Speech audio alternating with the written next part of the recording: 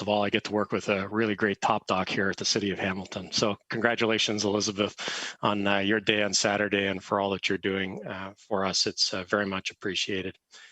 You know, May 3rd, Dr. Richardson will talk a little bit about all of the changes that are happening around the vaccine movement forward. It's exciting. More and more people are becoming eligible for this vaccine, and she will take us through that. But I know that for some who need to book through the city's hotline, these become challenging times. And I just want to address, I get a lot of questions about the infrastructure of the hotline system. And I just want to let folks know that municipalities and public health units were never designed or structured to handle huge hotline and call center volumes. There just isn't one in the province that can handle tens of thousands of calls coming in at any one time. We've done our best to put a lot of staff onto this. Of course, staff are also tough to come by, but there are technology issues, which mean that at crush times, at times where new groups are able to book for the first time, there is simply not a way to keep up with it. And I know that our system, at some point, we do have a queuing system, so some people will get into a queue and wait for someone to answer your call. But once that is full, you actually do get hung up on because the system just has no capacity for it. And that's frustrating. And I know people would like to see us with a system that would take every call or at least put you in a queue and have you wait. The reality is, with the time we had to get ready, there was no way to create a system that would be perfect around this. Be patient, please. Continue to try. Don't take it out on the people that are answering the calls. They are there doing their very best. And we continue to try and make the best of this system as we can. And hopefully more and more people will be eligible to use the provincial online booking tool, which is really the best way to do this. And the last plea that I'll make is that if you don't need to use the hotline to book, i.e. that you don't have a health card or you don't have access to the internet, or you're in a population that has to book through that hotline, please avoid using it if you have other means. It's really not the best place to ask if you're eligible. All that information is on our website if you have access to the web. It's also not a place to call and complain about why you're not eligible, because there's not a lot we can do about it. It also is no faster for you to book. We have no extra access. It's just as easy if you can to go through the online booking tool.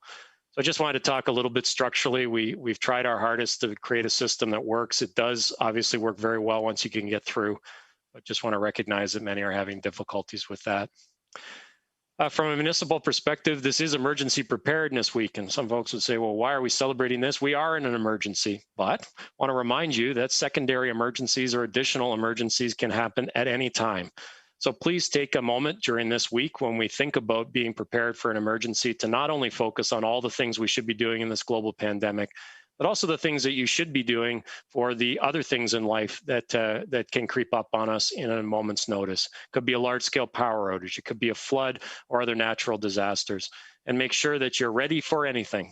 And in these times, I know that that's a lot of what we're doing, but know the risks, make a plan, and get an emergency kit.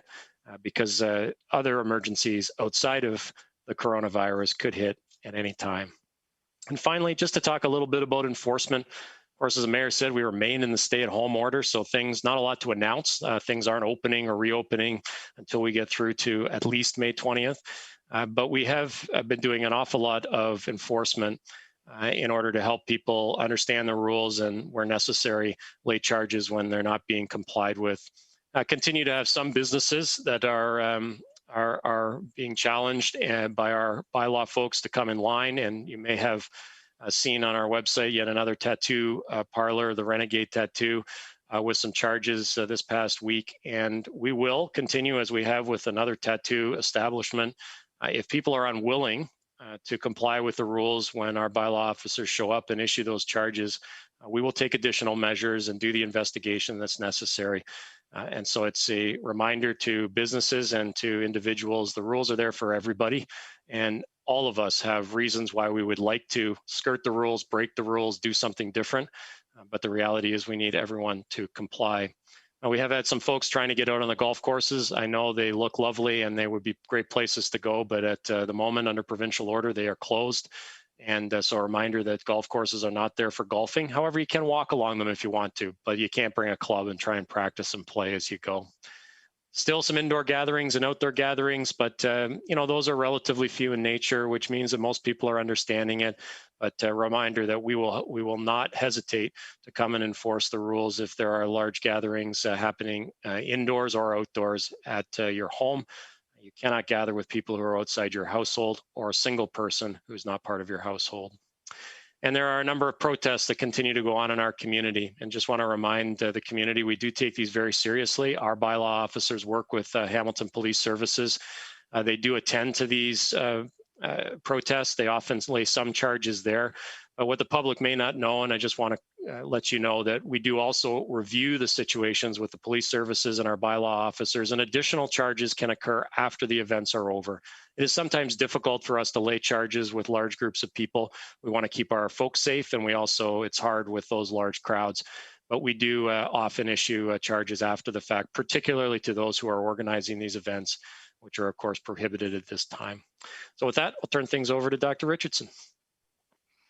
Thanks so much, Paul, and thanks for the kind words. Just want to say Happy Doctors' Day to my colleagues that work here at the City of Hamilton and supporting services in EMS and our lodges, but also to all of the physicians across Hamilton, some of them working in very difficult circumstances in our ICUs, supporting people with COVID, and others continue to support patients in some unique and innovative ways as we've managed to do new things, doing virtual care with this pandemic. So thank you to all of those that are working all through this time. So today, in terms of an update, we're sitting at 17,681 cases total in Hamilton as of today, 152 new cases since yesterday. Our 7-day moving average is sitting at 154 cases per day, and the weekly incidence is sitting at 180 per 100,000. Locally, we now have about 75% of our cases have a mutation or variant of concern when we look at the cases that have happened over the last 7 days, while by far the majority of these are the B117 variant. We also do have confirmed cases, of course, of the Brazil P1 and the B1351 variants here locally. Of these cases, we have 1,664 that are active as of today, with 360 deaths to date, with no new deaths today. We are currently reporting a total of 38 local outbreaks on our website, with 2 new outbreaks today, one at State Group Inc. and the other at Hamilton Fire Department Station 12. You can find more details about our local COVID activity, as always, on our dashboard on the website, but it is important to take note of a particular issue we've been having over the last week or so, and anticipate it's going to take about another week to get resolved. So this is an issue with the delaying or prevention of uploading of new lab reports into the province's contact and case management system, or CCM system as we call it, for case management. We've been working with the Ministry of Health to identify and resolve the cause, which we are expecting to be fully addressed, as I said, next week. In the meantime, our staff are working hard to manually enter all of the cases, and so it has resulted in some delays and underreporting of cases over the last several days. And so that's why we always encourage people to follow, rather than the daily case counts, the 7-day moving average of cases and the weekly incidence per 100,000, because they do get evened out, if you will, over the course of a week. From a vaccine perspective, as of today, we've administered 196,880 vaccines, so just a little bit away from the 200,000 vaccines mark, and that makes us at 35.8% of our eligible population who have received vaccination. As they go up, as the Mayor said, you can anticipate that I'll continue to stress that public health measures are really important to follow.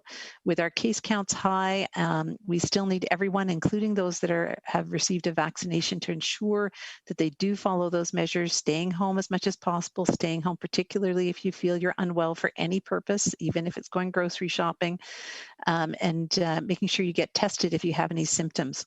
Limiting your gatherings to those members of your immediate household, maintaining a physical distance anytime you're around people who are from outside your household, and wearing that mask or face covering indoors or outdoors when you're unable to distance. We are very thankful for last week's announcements, both from the federal and provincial governments, around vaccine supply. And so that does bring us a sense of optimism as we look to see an increasing supply over the coming weeks, and a ramp up of our vaccine rollout. As you know, last week the province shared an anticipated schedule and timelines for expanding eligibility for the vaccinations through different age bands, as well as different sort of groups over the coming month. And so just to stress again that those timelines are sort of broad, and the specific dates are going to be communicated as we go forward. We know the province had said, for example, that as of today, there is an expansion in terms of hotspots to them being for all those 18 plus, and you saw that happen for both the locally and the provincially identified hotspots. And then later this week, it will be an expansion to those who are in group 1 of the essential workers. So just a reminder in terms of the hotspots, those are those that are in L9C, L8W, L8L, L8N, and L9K. So these are the neighborhoods that we have seen disproportionately impacted by COVID-19. And so opening up eligibility to these community members to reinforce our local efforts to limit the spread of the virus. As well, this Thursday, there will be opening up through the provincial portal to those 50 years of age and older, as well as those with high risk health conditions. And so very good news, because as Paul said, our hotline continues to experience a lot of demand when there are changes. There are some people who can only book through our hotline, and so we very much are asking that if there's a way that you can do it through the provincial portal, to please make sure you are going that route. And as he said, you can get all the information on our website, as well as from the provincial website, around eligibility, and really reserving that hotline for those who can only book that way, or those who don't have any sort of computer access. There's also an AstraZeneca vaccination clinic that our Hamilton primary care partners are operating, and that is taking place for all those that are 40 and over. It is at the David Braley Health Science Center. It begins on Thursday, May the 6th to the 13th. Anybody who is over 40 anywhere in the community can call our COVID hotline to book for that clinic. We did help them out because their website had crashed when they had done it last time, and so we're trying to find a way forward. You'll see the limited resources on all those fronts, and we're trying to make the best of what we have to support these efforts. These are, again, all by appointment only clinics, and walk-ins are not permitted. You will be required to show proof of age when arriving for an appointment, so please make sure to bring that along. So information about all of those things can, of course, be found on our webpage at hamilton.ca/vaccine booking. It is important that people continue to look at when they are first eligible. It is good news that we'll be opening up to 18 plus, likely the week of May 24th, in keeping with the province's overall timelines, but do look for when you're first eligible to be vaccinated and look to book in as soon as you are eligible. Of course, while the bookings will take place, the actual appointments are going to be happening over the month of June as we work down through those groups. Just one last piece about housekeeping around vaccines on our vaccine website. You'll know that you might have noted that we did take down the vaccine coverage chart for our long-term care homes and high-risk retirement homes, both for residents and staff. We had worked with the homes back at the end of February, beginning of March, and had done a one-day census with them and worked through to identify the coverage rates in both residents and staff. And now, with 2 months having passed since that was completed, we do consider that these rates are no longer up to date. And we are not at this time looking to do a repeat of that census, as the province looks at ways that they can support measuring vaccine coverage through their routes. So on that webpage at this point, you can find an overall COVID-19 vaccination coverage rate for each of our priority populations, and that includes those in long-term care and retirement homes. And we are continuing to work with our long-term care homes and retirement homes to encourage staff to book a vaccine appointment. Generally, overall, as our COVID-19 case activity continues to be at a high level locally, and we're concerned very much about the variants, and of course our ICU pressures here continue to be critical, and particularly with our neighbors to the east. We have, in order to help us identify more quickly when and where COVID-19 outbreaks are occurring, we are implementing a Section 22 class order for workplaces. This will allow us to more quickly respond to and address transmission in workplaces. It will have notice requirements and potential closures to manage COVID-19 outbreaks for people who own, operate, or occupy a workplace or are responsible for a business or organization in the City of Hamilton. This order will take effect at 12:01 a.m. tomorrow, Tuesday, May 4th, and is intended to ensure that we do get any outbreak information more quickly and ensure that workplace measures are in place to help break the chains of transmission that can occur within Hamilton workplaces where COVID-19 is determined to be spreading. These measures that may follow on can include full or partial closures of the workplaces if there is determined to be an ongoing risk of spread.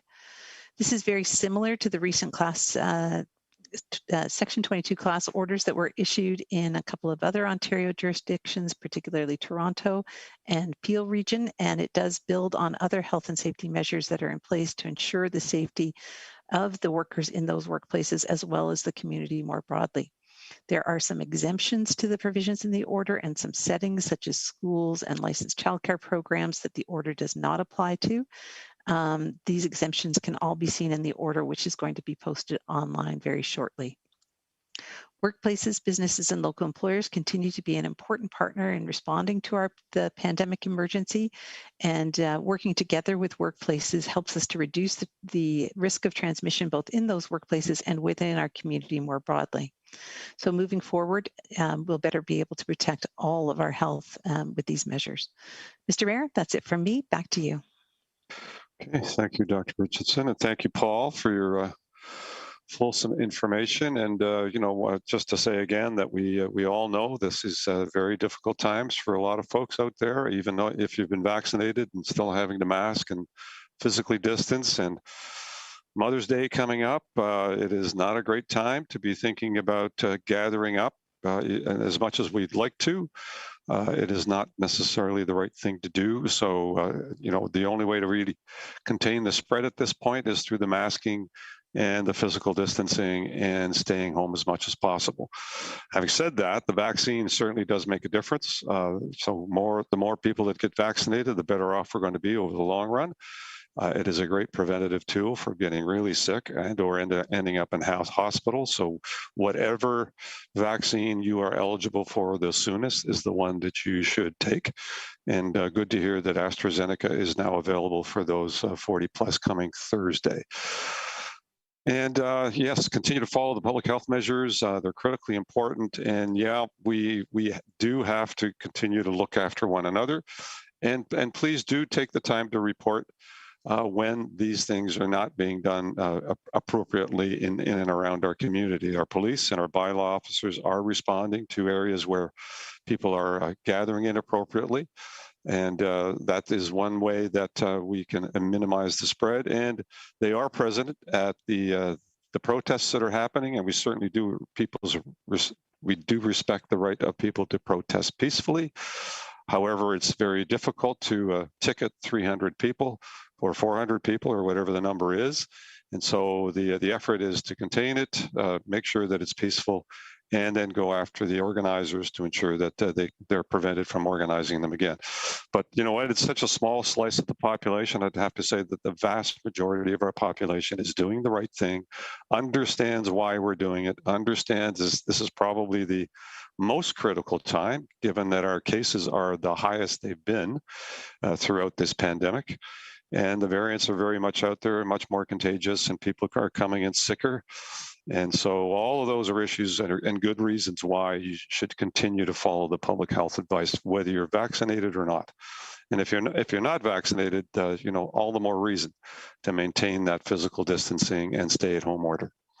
On that note, I'm going to turn it over to Jasmine, who I'm sure will lead us through some questions from our media. Jasmine? Great. Thank you, Mr. Mayor. We have 5 media joining us today.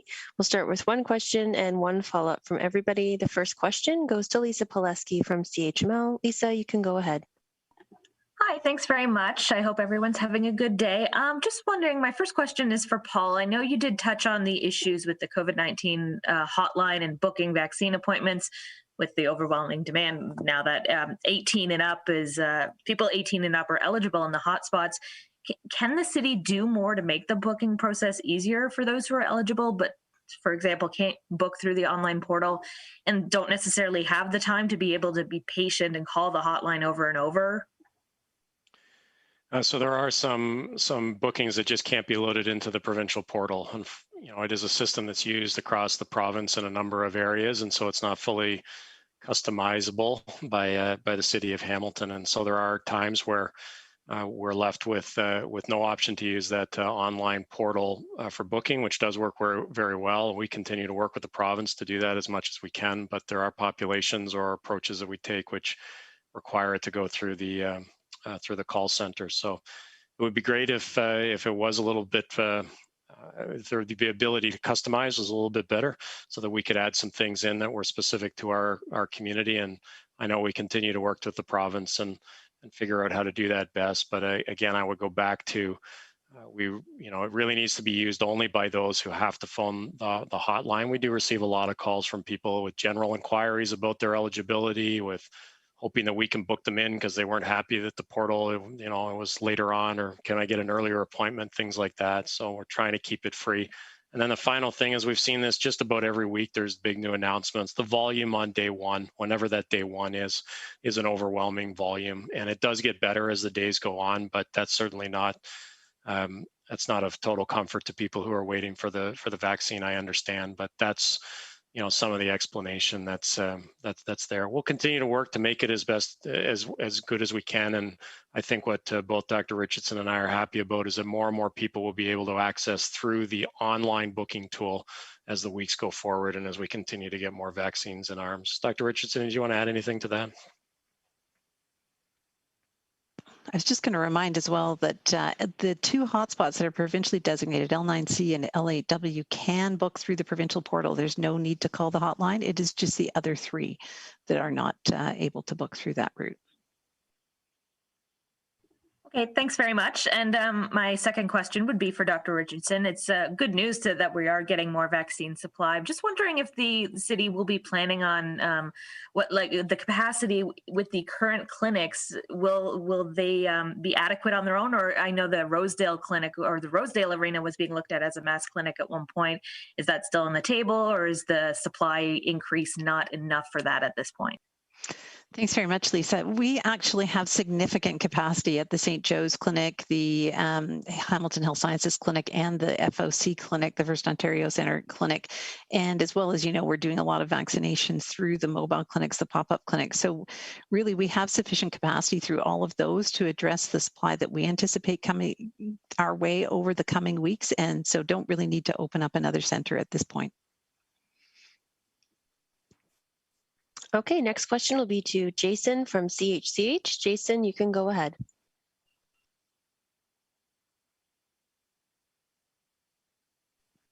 And Jason, we'll just get you off mute there. Oh, sorry. It's Phil. It's me. Sorry. I guess I'm signing up. We all share computers here, which then brings me to this. Dr. Richardson, you mentioned this new order where you could close businesses that have an outbreak. We are currently in an outbreak at CHCH. Are you going to shut us down? Thanks very much, Phil. And, that capacity to close a workplace has existed all along. That's something that we can do as we look at outbreaks and have looked and worked with a couple of workplaces, as you know, over the last several weeks in terms of recommending closures for them, and they have very much been cooperating with that. We haven't at this point come to that for CH, but we will continue to work with the management at CH in terms of any issues that are identified there. Okay, and to follow up on the city designated postal codes, why is it that when that happened, there wasn't a move to make online bookings? Like we've seen, independent pharmacies do it pretty quickly and cheaply. Why was it that the city of Hamilton couldn't do it and resorting to these phone calls? They work like the previous journalist asked. Not everyone has time to to wait on the phone or call. I've seen some people call over 500 times. Not everyone has that much time on their hands. Yeah, thanks, Phil. And perhaps I'll start it off and Paul can comment as well. We looked at a range of solutions to this in terms of looking at how call centers could support, in terms of online solutions and what could actually be made to work at the various points as we've gone through with this. And as you may know, our health partners have also been very creative and innovative in supporting the process. So we've had some portals, some other online ways of booking that have been working in tandem with the provincial system as well as our hotline. And so unfortunately, for a variety of reasons, as each solution was looked at, there were barriers that made it such that we couldn't move forward. For example, one system that was looked at by some of the partners actually had its data stored in the US. And so for privacy reasons, we couldn't pursue that one any further. Another one, there was no ability to really work with that portal. It was just an open portal that people could work through. So just as we looked at them, there have been issues that have stood in the way in terms of us moving forward with them. And so we've decided to stick with this system, and it does have its shortcomings, but it has been the best solution we've been able to come up with. Paul? I think you've covered it, and more we're just going to keep working with the province as it's really more and more people can get vaccinated through that how can they help us with some of these things, which I think could be easily added to the system, and that will allow us to have fewer and fewer people. That is a really Hamilton solution. So I think your question's well suited around how can we work with the province around some of those postcodes that are going to continue to be there for us as hotspots, and have them work with us around it. But if we had our system that was totally customizable, we would do that, but we don't. In the province's system, we just work very closely with them as best we can. Next question will be to Fallon Hewitt from the Hamilton Spectator. Fallon, you can go ahead. Hi, thanks for taking my questions. My first question would be for Dr. Richardson. I don't know if I missed this, but when you were talking about the order that would close workplaces impacted by outbreaks, did you mention some of the key thresholds of what that would look like? I don't know if we have would it be determined by case numbers or notable spread? Could you tell us a bit more about that? Sorry if I missed it. Thanks very much, Fallon. No, you didn't miss it. Essentially what the order is requires us to do, and it will be posted online shortly, so you'll be able to see all of it. It does require workplaces, when they see 2 cases within their workplace, to call us and let us know that they have seen 2.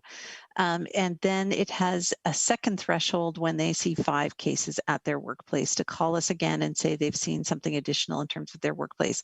And part of the reason for that is both just making sure that that information is timely, but not everybody lives in Hamilton. And on a case-by-case basis, we only get the ones that are reported to us in Hamilton coming through right away. It takes until another health unit's done their investigation and flagged it to us in order to get that information to us. So often the employer will see that sooner than will come through that route.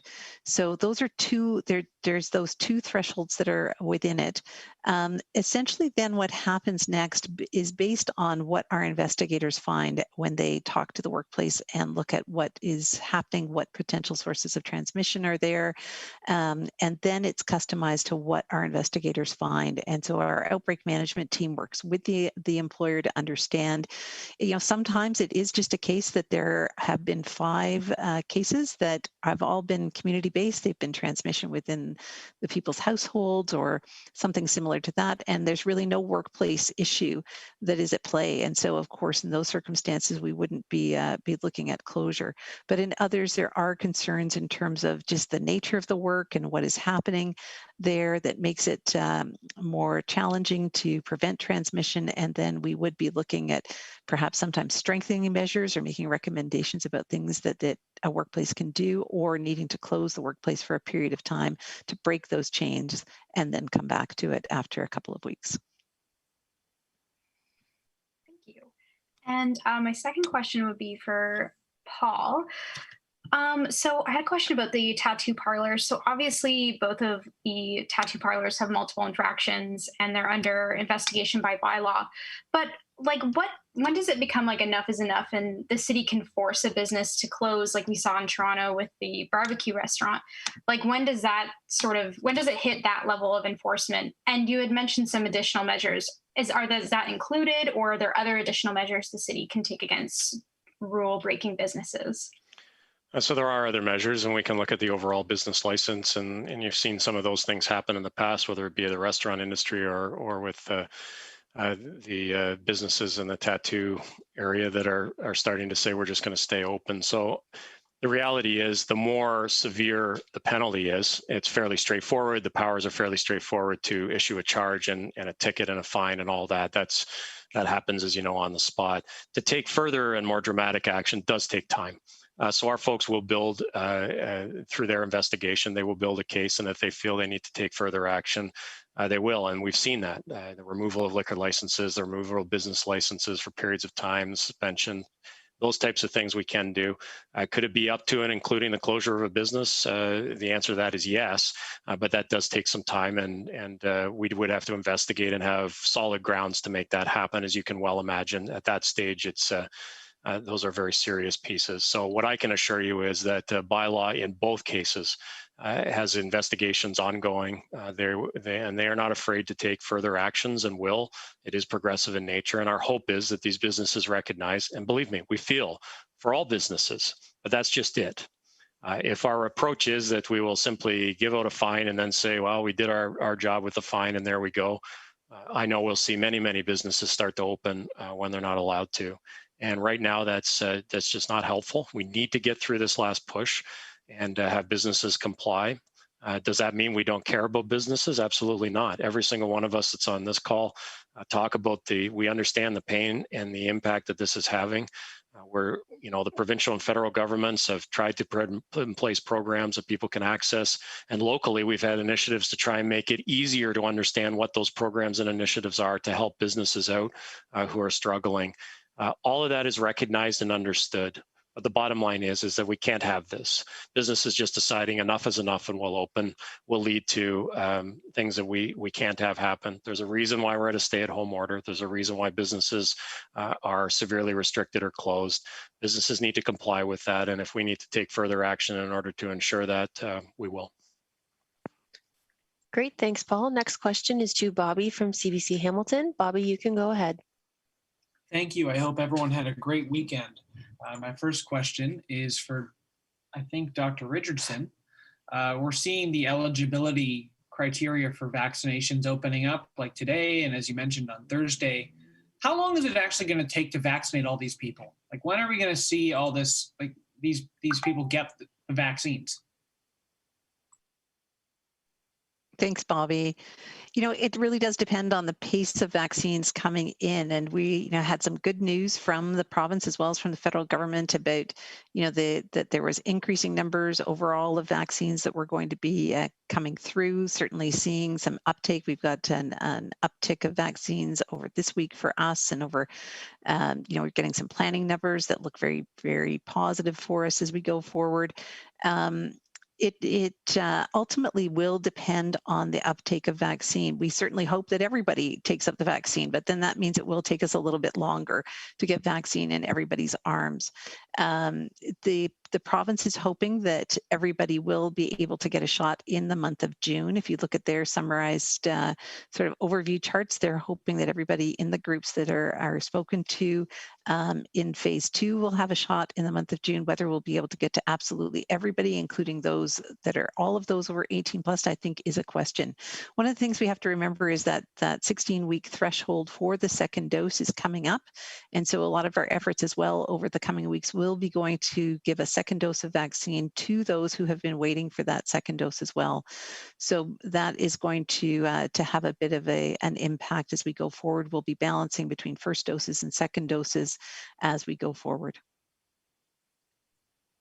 Thank you. And I'm also wondering, I noticed our reproductive number is fallen beneath 1. I'm noticing our percent positivity figure is even higher than it's ever been. Have we passed the peak? Can you just talk about like in general, where you think our numbers are trending right now? Thanks, Bobby. Yes, it was good to see our reproductive number, our RE is dropped to 0.86, which is good. Our positivity rates will remain high. And this is got to be the most frustrating 2 weeks for us to sit with a challenge in terms of our labs coming through the system properly. So our numbers are not as easy to track day by day as I wish they were right now, so that we could tell. It does look like we're plateauing. I'm very hopeful for that. Really, it's going to come down to what it looks like over the coming days, and as this gets this particular lab issue and case management system issue gets dealt with, we'll see if that is indeed the case. Remember, though, we're still sitting at 180 cases per 100,000 per week at this point. So a very high rate of cases continues on. So while we do want to see us, turn the curve with that peak, it's certainly not a time to start thinking about letting up in terms of the control measures that are needed. We are going to need to have those control measures in place for some time before we can really rely on those coming down, the cases coming down enough for us to lift those. And of course, we're all thinking about the schools as well and what it means for the school year. So certainly some big decisions to be made, but the most important ones right now are to stay the course on the stay-at-home order. Thanks, Dr. Richardson. Our next question is to Joanna from the Hamilton Spectator. Joanna, you can go ahead. Hi, thanks so much. Hope everyone had a nice weekend. The extra vaccines that the province is giving to hotspots is about half of what the science table recommended. So I'm looking to find out, Dr. Richardson, whether you think what is that extra allotment going to the hotspots is enough, and also, are you able to use that extra allotment in any way you see fit, or can you only use that allotment in the 2 hotspots that are identified by the province, as the province said that these allotments are for the 114 provincially? Yeah, thanks very much for highlighting that, Joanna. So just wanted to remind everybody that the provincial allocations were sitting at about 75% being attributed by population and about 25% being attributed to the hotspots. And then they did change the formula. And so for this week and next week, they are allocating them 50-50, which is what the science table had recommended, with 50% of them being allocated to the hotspot areas and 50% of them being attributed by population.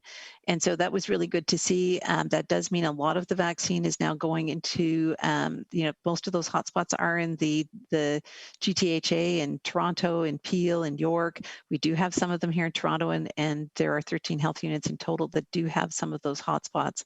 So that is a really important tactic as we're trying to get this wave under control. In terms of how we utilize them, so they do become part of our overall supply, and we do utilize that vaccine to target into our hotspot areas. You know that we have been having those clinics set up in those areas now for some time, and so that vaccine is used in those ways, and our efforts as well do concentrate on those areas with our mobile clinics. Okay, thanks so much. My next question is, Ontario's chief coroner has raised concerns and awareness about sudden COVID deaths at home, where the people had no time to seek medical attention. These were very sudden, unexpected deaths at home. Dr. Heyer said it is about roughly 2 a day in Ontario. Have we seen any of these sudden deaths in Hamilton, like around how many, and what messages do you want to get out there about this sort of situation?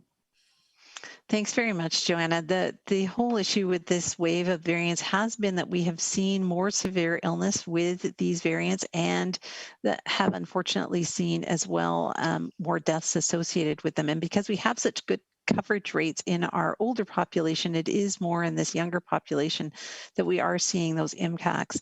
So it is very important that people be vigilant in terms of any signs or symptoms that are related to COVID-19, making sure they go and get tested and seek care if they're seeing any challenges. We know that it particularly affects people's breathing, and so if they're having any trouble breathing, to quickly go and look for care and not be shy about that, not worry about the health system. The health system has all kinds of protections in place. So if it's not COVID-19 that you have, they're following wonderful infection control measures to make sure that you don't get sick if you're visiting there, and as well to be there if you do need care, to make sure they detect what those issues are and put you in care very quickly. And our primary care system, it's it's been really great as part of the whole support that is going on in the health system in order to support the hospitals so they can focus on those who are most at risk. They are actually doing a lot of patient monitoring at home. So they have oxygen monitors that you can go home with and be monitored if you're in a situation where they feel you're at risk. So unfortunately, they are seeing some additional sudden deaths associated with them, but there is lots of support in the health system, not to be at all worried about making contact with the health system if you're not feeling well, and getting the care that you need. Great, thanks, Dr. Richardson. Mr. Mayor, that's the end of our media questions for today, so we'll pass things back to you. Thank you, Jasmine, and thank you to the media partners as well, and thank you to Bill Custers and the Cable 14 and Clear Cable teams for continuing to help us put these media advisories together, and again, continuing to share this very important information with our broader community. So please do your part. Stay home while we're under this stay-at-home order. It is the best way to eliminate or stop the spread of this virus. Masking is important. Physical separation is still very much important. Washing your hands. All of those are critical items. And of course, getting the vaccine. So for you, the best thing you can do for your family, friends, your community, your neighbors, is to get vaccinated when you're eligible.